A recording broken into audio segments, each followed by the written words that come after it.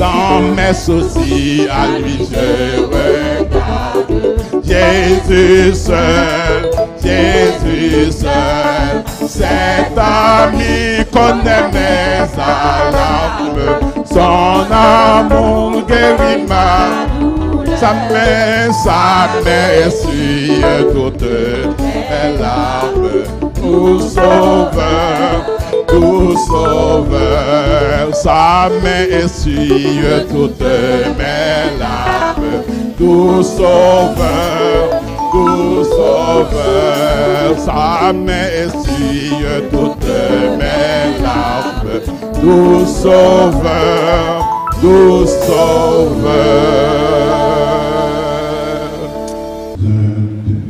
Et après ce cœur réuni, après Pasteur Pierre, que Dieu vous bénisse.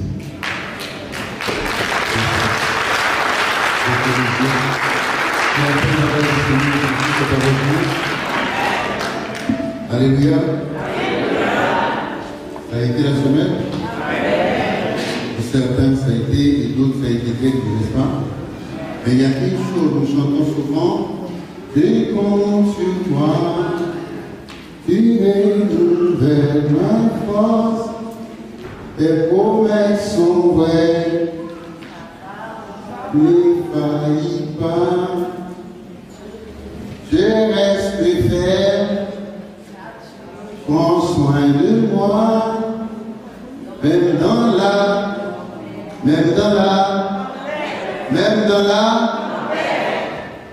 quelquefois il y a tempête, n'est-ce pas? Même dans la tempête, tu ne m'abandonnes. Je compte sur toi, Seigneur. Tu es fidèle. Nous servons un Dieu. Il est toujours fidèle. Il ne change pas, il ne changera jamais. Il est le même hier, aujourd'hui, il le sera et il est fidèle. On peut toujours compter sur lui. Il est dans une régularité vraiment infinie. Il est fidèle. Amen. Le sujet de ce soir, c'est pourquoi avez-vous ainsi peur? Il nous arrive d'avoir peur. Peut-être pas vous, mais moi. Il m'arrive d'avoir peur. Il m'arrive d'être effrayé quelquefois. Pas pour la sécurité de ma vie, mais pour quelques situations. Et surtout pour le problème de l'OTAN, de nos jours de plus en plus. Vous voyez, quelquefois, vous vivez une situation dont vous ne maîtrisez pas. Et vous vous êtes trouvé dans une situation difficile, vous n'êtes pas rassuré. Alors le texte était lu. Non, c'est Marc chapitre 4, verset 35 à 41. Le livre de Marc, nous savons que sur Marc a écrit suivant l'idée de Pierre, parce que Pierre l'appelait mon fils. Il était dans le premier voyage missionnaire avec Paul, on ne sait même pas pourquoi, il s'est arrêté en chemin, il avait retourné à Jérusalem parce qu'il était de Jérusalem, et après, Paul n'avait pas pris au deuxième voyage, mais il était parti avec les compagnons de Paul aussi, ils se sont séparés et ils se sont mutés des compagnons. Et Marc nous rapporte ce passage, la tempête apaisée. Est-ce qu'il y a tempête dans votre vie ce matin? Est-ce qu'il y a tempête dans votre vie? Est-ce qu'il y a tempête dans votre famille? Est-ce que vous croyez que Jésus peut l'apaiser? Jésus peut apaiser votre tempête. Alors la Bible nous dit que Jésus,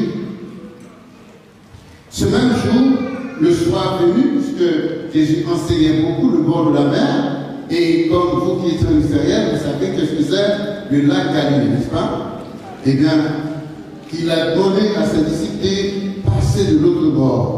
Passons à l'autre bord. Il a donné l'ordre qu'on puisse passer. Qui a demandé qu'on parle de l'autre bord? Jésus. Il y a des moments dans votre vie, vous avez besoin de passer de l'autre bord.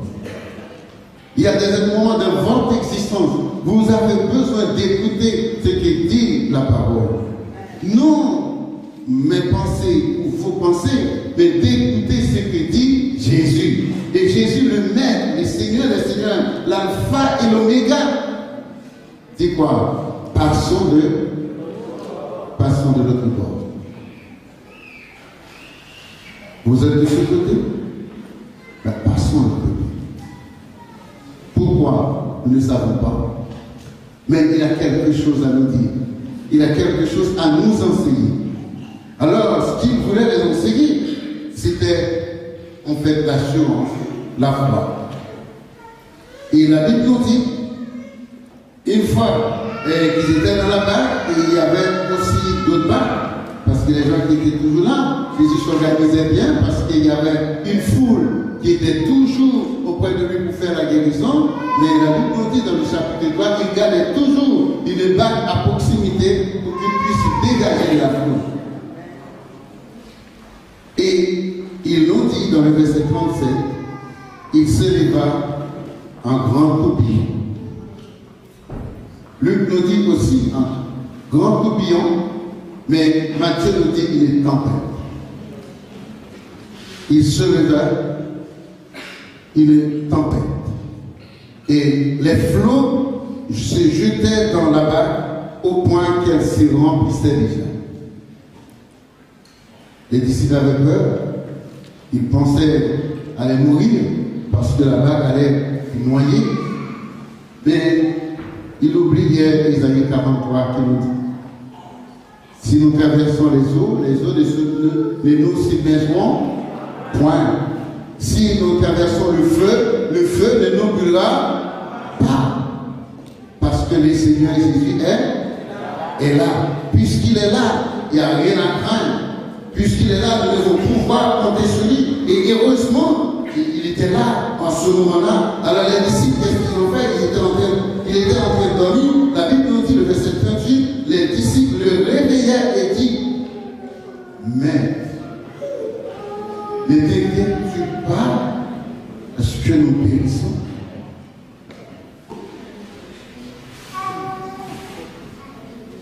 Ou pas sensible à ça? Ou quitter la péri même? Ou pas quitter où était là? On va dormir de nous-mêmes, même la pleine d'eau, nous va couler même. Et Jésus se leva. La Bible nous dit que Jésus s'est réveillé, il menaça le vent et dit à la mer: silence. Il dit au vent: tais-toi. Oui, c'est Jésus qui a calmé cette tempête, peut aussi calmer les épreuves. Vous savez, les tempêtes, nous les avons sous différentes formes. Rappelez-vous la tempête de Job. Job était un fervent serviteur de Dieu. Job marchait avec Dieu. Tout allait bien. Et Dieu a pu parier pour Job, disant que Job n'abandonnerait jamais la foi. Mais Satan devait frapper. Satan devait détruire les biens de Job. Satan a tout détruit. Et on est venu dire à Job: tes fils qui étaient dans la maison, il y avait un grand vent. Il y a un grand tourbillon. La maison a cédé et tous tes enfants sont morts. Un tempête. Élie était aussi dans la montagne, dans l'oreille. Et alors, il y avait une grande tempête et il ne pouvait pas supporter. Et il tremblotait parce que la tempête était difficile. Oui, bien-aimés, il y a des épreuves auxquelles vous et moi, nous devons faire face, mais nous avons beaucoup du mal à les supporter. Il y a des épreuves qui nous traversent. Il y a des épreuves auxquelles nous n'avons pas de solution. Et les épreuves sont là, tous les jours. Tous les jours. Vous devez faire face à votre tempête. Vous devez faire face à vos épreuves, à vos difficultés. Mais heureusement, quand il y a des tempêtes dévastateurs, mais il y a aussi des tempêtes de bénédiction. Car le jour de la Pentecôte, il y avait une tempête. Et cette tempête-là, ce n'était pas une tempête dévastateur. Mais la Bible nous dit qu'ils étaient tous au même endroit. Et un vent puissant, une tempête était venue. Et les langues de feu se posaient sur chaque personne, sur chaque disciple, sur chaque délégué qui était là. Et ils se mettaient à parler parce que l'esprit était là. Une tempête peut chasser une autre tempête. La tempête de l'esprit chasse la tempête du malheur. La tempête de bénédiction chasse la tempête de pauvreté. La tempête de vérité chasse la tempête d'hypocrisie. Moïse était face à la mer. Lorsque les Égyptiens étaient derrière, il n'avait nulle part à aller, nulle part à penser. Et alors il a pris sa mer contre la mer. Il y avait une tempête. Et la tempête a fendu la mer et laissé passer Moïse et le peuple de Dieu.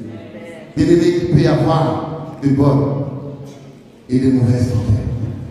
C'est pourquoi lorsque vous êtes en épreuve, lorsque les difficultés viennent, les épreuves, les soucis, et alors ne vous laissez pas abattre. Cherchez la présence de Dieu. Nous chantons souvent, mais entends-tu la tempête? Et c'est terrible par les cieux et sauver, sauver, mais aucun bruit ne va. Il aurait nous béni à nos cris près de l'eau. Sauve-nous longtemps, oui. Non, il ne dormait pas, il dit, il parle aux flots. Les flots qui ravageaient ma vie, qui ravageaient votre vie, qui faisaient obstacle à votre délivrance. Les troubles étaient, vous n'avez pas de paix, vous étiez bouleversés, vous étiez tourmentés. Mais rappelez-vous de ce jour-là, il était arrivé à temps pour apporter la paix. Il était arrivé à temps pour apporter la bénédiction.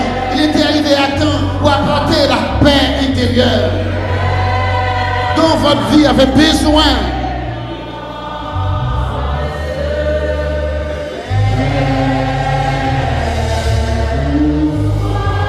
C'est pourquoi même en partant, on vous dit dans Jean 14, je vous laisse ma paix. Je vous laisse ma paix. Je ne vous la donne pas comme le monde la donne. Je vous donne ma propre paix. C'est pourquoi il faut toujours être au pied de Jésus en toutes les circonstances. Il faut chercher sa présence et que sa présence. Il y a un moment, le mari ne servira à rien. Il y a la femme, les enfants. Personne ne pourra rien pour toi, sinon que Jésus. Et même quand vous n'auriez plus de force, à bout de force, lorsque vous ne pouvez plus, et que vous prenez un petit force et vous dites, Jésus, et encore il vient.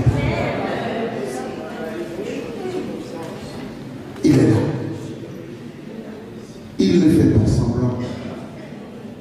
Il est juste et bon. Et alors, ne t'inquiètes-tu pas que nous périssons. Regardez. C'est l'instant même, ils étaient en train de périr. Et ils menacent. Et là encore, les disciples étaient effrayés. C'était, on pouvait dire, une bonne frayeur. Ils avaient peur. Et après la peur, la frayeur, de dire, ben, qui est cet homme? Mais qui est cet homme? À qui obéissent le vent et la mer? Tais-toi. Silence. La nature obéit à la voix de Dieu. La nature obéit à la parole de Dieu. Et vous, êtes-vous obéissant à sa voix? Quand il parle, est-ce que vous obéissez? Et les disciples, vous faites avec un peu frustré, un peu passionné devant ces confort et qui n'était très peu de choses, n'était rien. Et alors, il dit, quel est cet homme? Il était aussi dans l'admiration. Cet homme qui a calmé la tempête. Oui, quand Et Jésus dit, lors se tournant vers eux, pourquoi avez-vous ainsi? Pourquoi? Pourquoi, chers amis, à tel moment de la durée? Pourquoi à tel instant de votre vie, quand vous savez même que Jésus est là, il est juste à côté, il faisait semblant de dormir, il faisait semblant de ne pas écouter, il faisait semblant d'être en retard, il faisait semblant d'être ou de ne pas être. Et vous paniquez. Vous oubliez tout ce qu'il avait fait. Toutes les bénédictions, toutes les délivrances. Pourquoi avez-vous ainsi peur? Réfléchissez dans votre vie. Depuis que vous êtes dans la foi, que de fois vous avez peur sans raison. Parce que vous êtes en Christ. Si Christ est là, rassurez-vous. Si Christ est là, sachez qu'il va vous délivrer, peu importe la situation, parce qu'il est fidèle. Je suis avec vous tous les jours jusqu'à la fin. Lorsque vous serez dans les cercueils, il sera là. Lorsque vous entrez, on vous dit, madame, vous allez opérer, monsieur, vous allez opérer. Les parents, restez dehors, on vous rentre, on vous met l'anesthésie. Mais il est là. Vous vous êtes endormi avec lui et vous réveillez, il est encore là, devant de lui. Vous marchez avec vos parents, vous prenez, il est là, vous arrivez à la maison encore, il est là. Parce qu'il est fidèle. Je suis avec vous tous les jours. Peu importe la situation, quand vous faites du bien, il est là. Quand vous faites du mal aussi, il est là. Pour vous reprendre et pour vous aider. Il dit, s'il tombe, il n'est pas terrassé, parce que je lui prendrai par la main. Quand les autres vous oublient, que les autres vous terrassent, il est toujours là pour vous comprendre. Il y a toujours un petit mot. Il y a toujours une petite parole. Il y a toujours quelque chose. Alors, nous devons pouvoir compter sur lui. Nous devons pouvoir lui parler. Vous savez, la peur, c'est une émotion qui accompagne la prise de conscience d'un danger. Si j'ai peur, c'est que j'ai conscience que je suis en danger. Et Jésus est là. Pourquoi avoir peur? Je sais qu'il me sortira de là. Je sais qu'il agit. Je sais qu'il est présent. Le menace, mais ça ne me dit rien. Une menace, ça ne me dit rien. On est épouvanté quelquefois, effrayé. Comme on dit couramment, on a la pétoche la trouille. Mais il est là. Voyez-vous qu'il est là? Quand vous êtes seul, il est là. Dans la maladie, il est là. Quand vous êtes en joie, vous faites la fête, est-ce qu'il est là aussi? Il est là. Il est là en tout temps. Dieu est bon en tout temps. Le Seigneur Jésus est là en tout temps avec vous. Alors, il est dit que nous devons avoir genre peu de foi. Jésus dit, vous avez peu de foi. Peu de foi. C'est ce qu'il a dit aux disciples. Vous avez peu de foi. Comment vous n'avez pas la foi? Regardez comment. Vous êtes là avec moi. J'ai fait des miracles. J'ai guéri, j'ai délivre, j'ai sauvé. Et vous êtes là. Mais vous ne croyez pas. Un instant, eh bien, vous avez la paix. Un instant. En un clin d'œil, tout le monde est prêt à partir. Tout le monde avait peur. Et plus loin, après il les a fait du même coup, il les a laissés partir et il prend. Il marche sur la mer. Et quand les disciples ont vu, il a dit, c'était tout tremblant. Mais Jésus dit, c'est moi. Rassurez-vous que c'est moi. N'ayez pas peur, c'est Jésus. Il est là. Il est là pour nous rassurer. Oui, il les a rassurés. Nous devons avoir la foi. Nous devons, bien aimés, en toutes les circonstances, cette peur et absence de foi, comment n'avez-vous point de foi, dit-il? La foi, vous savez, c'est une ferme assurance. Je suis rassuré, malgré les circonstances, malgré les épreuves, des choses qu'on espère et ces choses-là, je ne les vois même pas encore. Mais je suis dans la suite. On me parle du ciel. On n'a jamais vu le ciel. On n'a jamais connu le ciel. Mais je crois à ce ciel. Et je crois que je l'aurai. Paul dit cette couronne-là, je l'aurai. Le Seigneur Jésus me la donnera. Et il la donnera à tous ceux qui auront aimé son avènement. C'est ça la foi. Et cette foi nous permet, donc la foi rend possible ce qui était impossible. Avec mes yeux de la foi, je vois des choses. Je les vois, je les contemple. On peut me dire que ces choses n'existaient pas. Étienne était là, on était en train de l'appliquer. Il dit, je vois Jésus, le Fils de Dieu, debout, à côté du Père, dans la présence du Père. Il a vu, il a dit, lorsqu'on nous accable, bien-aimés, même au niveau de nos difficultés, on peut voir Jésus. Il est là dans l'intimité. Il fut tous saisi d'une grande frayeur, une peur intense, une peur vive, étonné de constater sa puissance. Et après, ils furent tous dans l'admiration. Alors, qu'est-ce qu'on peut comprendre? Il y a plusieurs leçons qu'on pouvait apprendre de ce passage. Ce matin, vous aussi, vous pouvez avoir un sentiment de peur, quelques frustrations même aiguës de l'avenir. Vous avez peur de l'avenir. Il y a des gens qui ont peur de manquer. Amen. Ils travaillent beaucoup parce qu'ils ont peur de manquer. Et c'est comme ils pensent à force de travailler, ils auront tout ce qu'ils ont besoin. Ils ne comptent pas sur Dieu. Il y a des gens qui ont toujours des armes, des trucs à côté si je suis attaqué pour que je puisse intervenir, me donner la sécurité. Votre sécurité n'est pas à vous, c'est dans les mains du Seigneur. C'est lui qui donne la sécurité. Alors, vous et moi, s'il y a tempête, en violent qui vous déroule, n'ayez pas peur. N'ayez pas peur parce qu'il est là.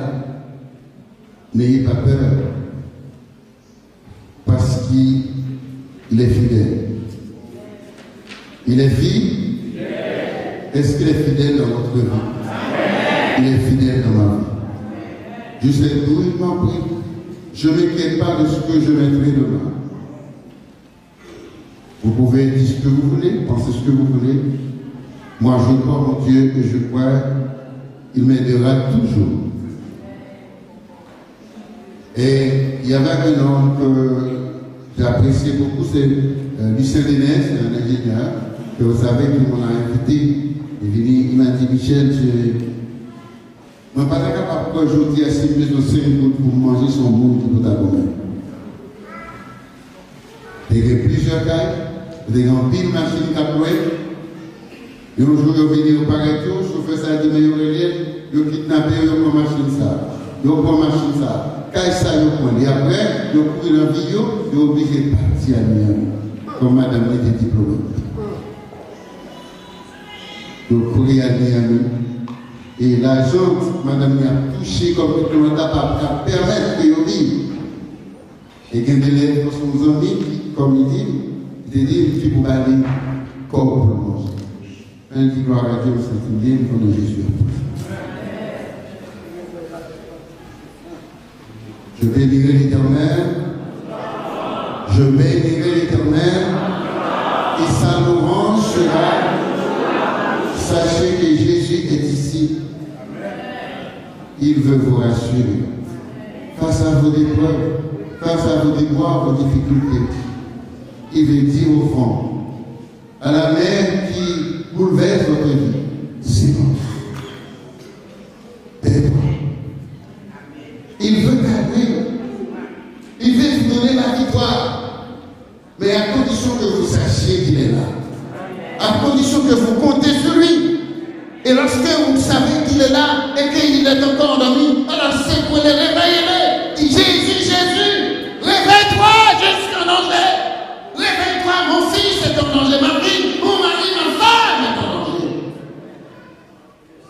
Et crois-moi,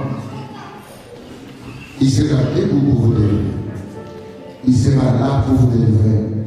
De la manière qu'il a calmé la tempête, de la manière qu'il a apaisé le vent, il est capable d'apaiser vos cœurs contre les vents. Il est capable de délivrer votre âme de vos soucis parce qu'il est Dieu. Il sait calmer la tempête, résoudre les problèmes. Il est le défenseur par excellence. Il a dit, mais vous ai-je pardonné ma peine, mon onction, ma vie à la croix, pour votre bonheur et votre utilité. Alors, de quoi avez-vous peur encore? Pourquoi avez-vous ainsi peur, chers amis, chers frères et sœurs? Lorsque notre cœur fragile est sans cesse agité comme la mer, quand nos passions, nos convictions, nos convoitises sont dangereusement exposées, entendons-nous l'appel de Christ disant « Fais silence ». Sommes-nous capables de l'entendre? Sommes-nous en mesure de l'entendre?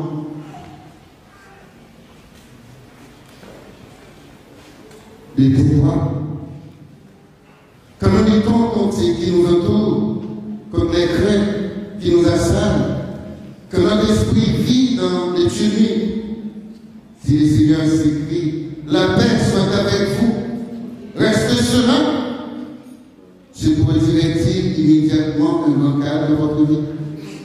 Ou au contraire, continuez-vous à vous inquiéter? Pourquoi vous faites-vous autant de soucis, bien qu'il puisse exister de réels motifs de crainte? Il n'y en a néanmoins aucun qui doivent nous déstabiliser. C'est qui estiment que Jésus ne se soucie pas de son peuple éprouvé doivent en fait douter de la qualité de leur foi. Il arrive que les meilleurs dessins soient toujours perfectibles. Mais la foi et la paix se succèdent alors que nous sommes dans ce monde. Mais rassure-toi, bien-aimé. Rassure-toi en peu de tout, en peu d'instants, quelques secondes encore. Bientôt, au ciel, la crainte sera vaincue et la foi ne sera pas. C'est pourquoi on chante pleine paix, Jésus.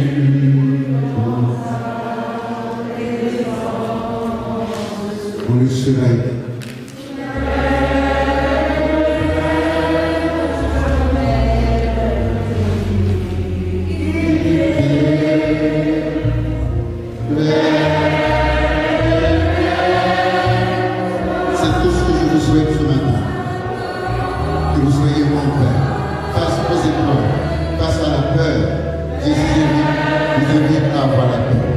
S'il y a quelqu'un qui n'a pas cette paix, je l'invite à passer.